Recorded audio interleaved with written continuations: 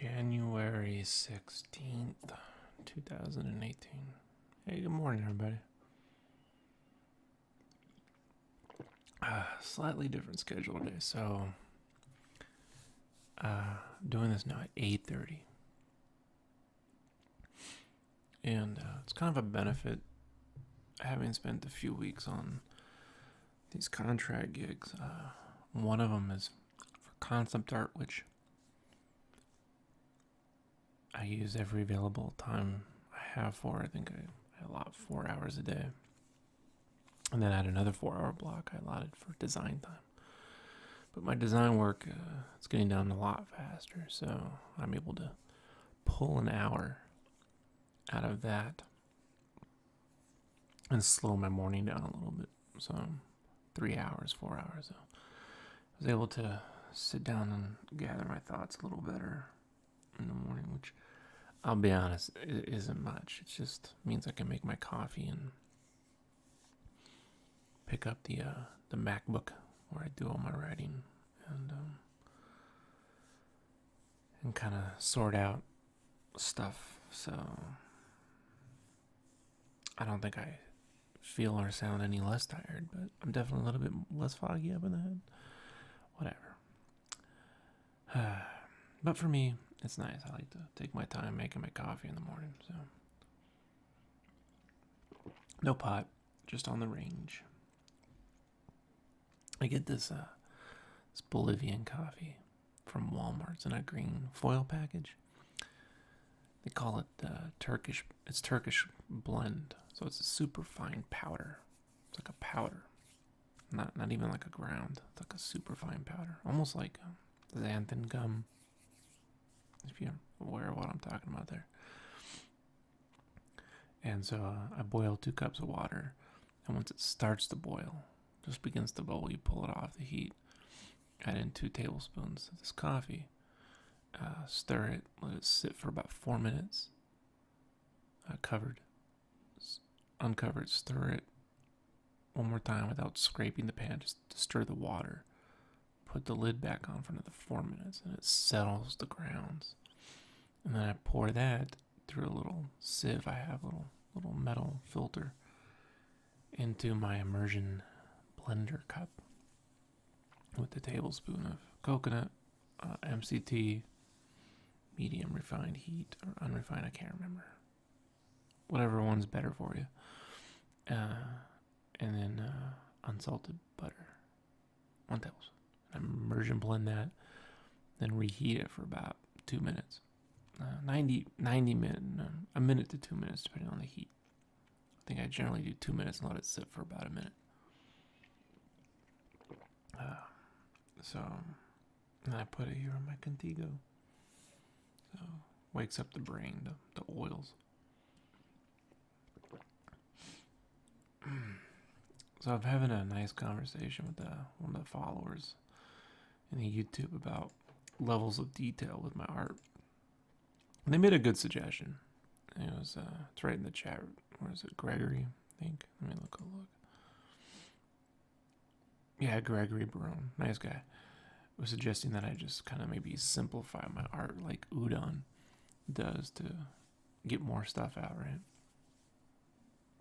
And I kind of tried to explain myself, but there's just back and forth, and sometimes I just think like when I type stuff, it comes across. I don't know how you're gonna read my words, So So I'll elaborate a little bit on why I don't. Let's say X-Men versus or was it Street Fighter versus Darkstalkers? Pretty dope looking book right now. Use like a simplified art form to get that done. Here's the thing, man. I don't know about simplify. Like you look at that and you could say it's simplified. I could draw every pose, and then to clean it down to like basic shapes could take me forever. I mean, you gotta go with how your mind makes things. And the things that, I've spent a lot of time analyzing my art, guys. Like, a lot of time. I calculate. I track every hour. This is why I record everything. Even if I'm not streaming, I record how long it took me to do everything. And I've done it over over so many years that I know the difference between sustainable and unsustainable. Specific license or specific details eat up time. When I do a cover for a licensor, there can be a lot of changes, So for me, the thing that I'm thinking about right now, where I'm going, is with this current cover I'm doing for Valkyrie Saviors, where there's like a roughie, but the roughie is enough for like interior art. And that's like similar to what you kind of see in webcomics, just, me working at that level of detail. Now, that doesn't excite you. I don't know if it excites Gregory as a fan or what, I don't know. But if that's like, hey, man, really, really great if you did something more, professional looking, like, you gotta let it go. You gotta let that go, guys. Like, when it comes to sequential art, if I do anything, you probably should just be thankful, because I've had such a bad experience drawing comics for companies.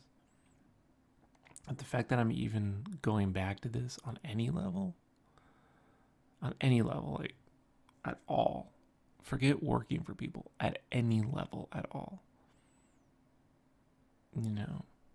is like a miracle in a way, a small little personal miracle, because I hated it. Like for me personally, if I had my way, the storyboards for like Miyazaki films, if you type in Studio Ghibli storyboards, that's the exact level of detail that I need for a story. I don't need complete, characters and clean lines. I just don't care. So I'm trying to find a way, I've been trying for years, folks. This is how I spend my free time, and friends like friends like Jonathan Rector, he's a dude that I follow a lot, and you constantly see him. We have a very similar attitude with this, like measuring how long it takes to do something and what's sustainable and this and that. And I think at the end of the day, the answers I've come to is, what gets across the ideas. What is, one, gets across the ideas. Two, how much effort did that take? And three, was it worth it?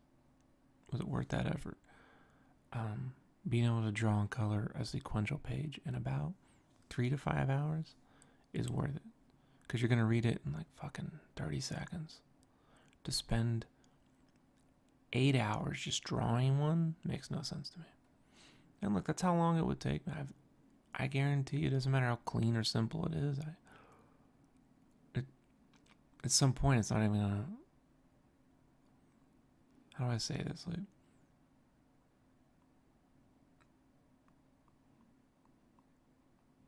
it's easy to say, hey, just apply this one thing here, but how do I say this? Make the thing you want to get paid to do. Don't try to figure out these ways of slotting in styles to like fit, to get more work. I don't know about all that stuff, guys. Like, I've been on this path so many times that it's just like, I appreciate, the input, but believe me, folks, there isn't some magical thing I've just, like some basic idea that I've forgotten about. Like, if I just draw more simple, then, that's the solution. Like, no, that's not it. I've been doing these color roughies for so many years because I'm trying to get to that point where, like, okay, that meets my personal. I have a personal standard. My personal standard is construction. I want to make sure it's constructed well. I actually like acting, which doesn't work well in pinup art. If you make the characters act too much in pinup art, they just look really weird.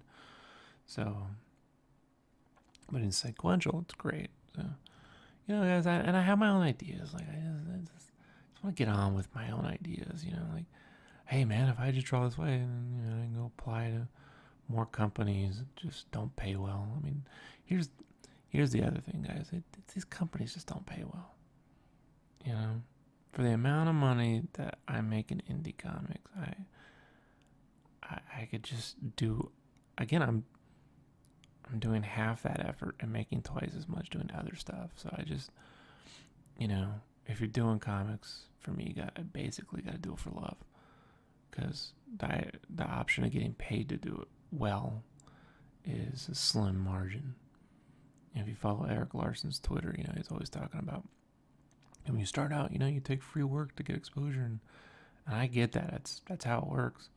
And I agree on a certain level that, for a publisher, I get doing minimal amount of, whatever when he's starting, and, samples and fill-in pages. But at some point, like, it becomes like, okay, well, I'm not the guy to draw and then get inked. They're not paying for inkers anymore, so I got to ink my own stuff. When I ink my own stuff, has a certain level of effort, and then I'm like, I can't beat 12 hours a page if I ink my own work. This is no simple fucking formula. Like, there isn't some magic thing, guys. Like, people mean well. The answer I've come to is looser lines, looser colors. You're going to read it in 30 fucking seconds anyway. And look, if I fail at that, then I'll just kind of get better at it, That's the path I'm on. No one can talk me out of it. See how that works? I just don't want y'all to feel like when you give me advice, I'm like, look, here's how it is, folks. You're not going to fucking help me. I mean, I am doing that, but I'm not doing that in the spirit. And the spirit is positive. I just want y'all to know the spirit is positive. I accept any and all feedback, good or bad. I've been ripped to shreds on the internet, folks. I know, like, if you go to the Instagram and the Facebook, you don't see it, but go look up my Game Informer cover and Reddit and the N4G forums and NeoGAF back in the day with GameFan. Go look there, folks. You'll see a whole nother conversation about my art. Gamers are brutal. So, yeah.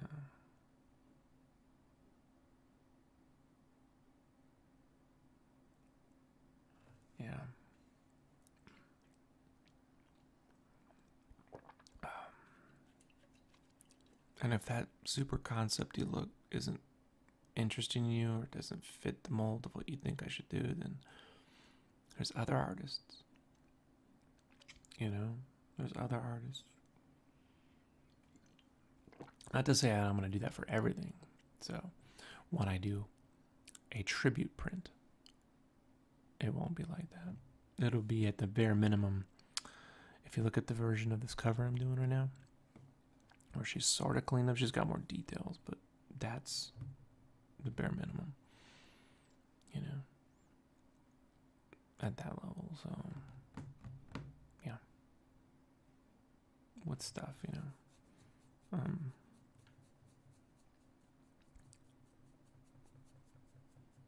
What else? What else we got to talk about? Oh, we got some questions got 2 questions. First one comes from my Facebook, from Sean C. Sean says, hey, I'm new to your Facebook page and I've been blown away. Thanks, Sean. I'm an amateur artist working on mostly pencil and traditional inks. Oh, nice.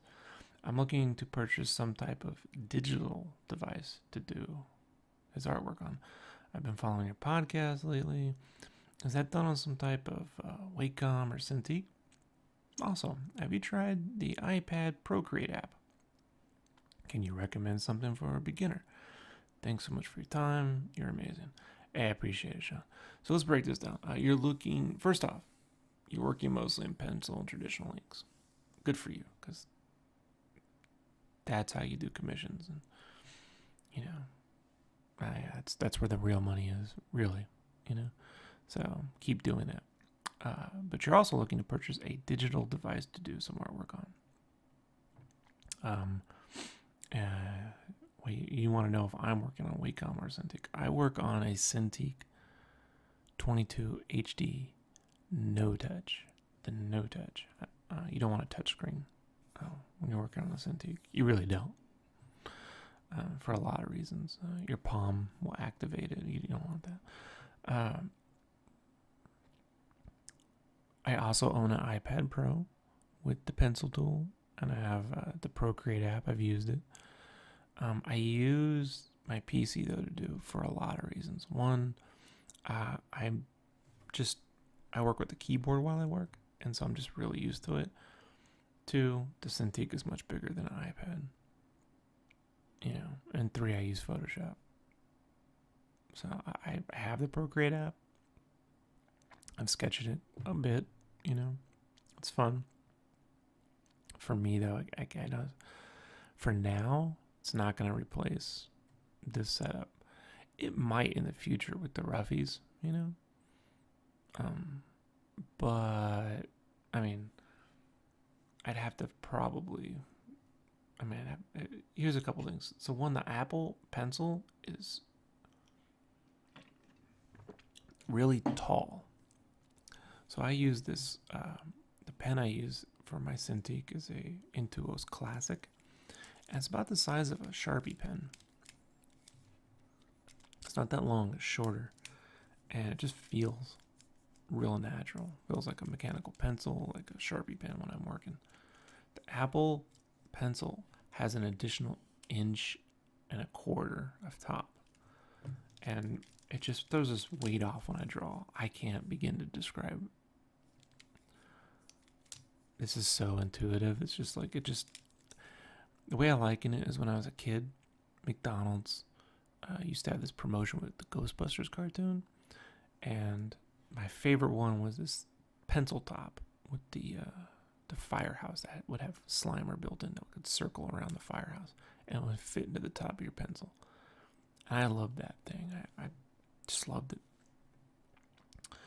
But I couldn't draw with that because it would just, the weight of the Slimer would flip around and throw off my hand. So I'd keep the Slimer near me when I drew it, but I wouldn't ever put it on my pencil. So it's very up in your head at that point. As for a beginner, this comes down to cost, right? So if you're buying a Cintiq, it's like $2,000, right? If you're buying an iPad, it's $2,000. You're in this for $2,000 either way. If you get an Intuos pad, far less, but I can't draw on a pad, like drawing on a pad and looking up at my monitor while I draw. I have to look at my drawings. Call me crazy. And I think you were in the same boat. So there is no beginner because $2,000 is not a beginner's option. If you just want to do some digital work, you could always just get into a Wacom pad and scan in your art or photograph your art, whatever, and just digitally color it. That'd be something. Otherwise, I would either look at your eBays or your Craigslist or your local Craigslist or Backpages or whatever. People who have like local sales, you might find someone who's willing to sell off a used Cintiq for like half that, $1,000, maybe. But it's still $1,000, man. I only recommend getting one of these things if you plan on making your money back.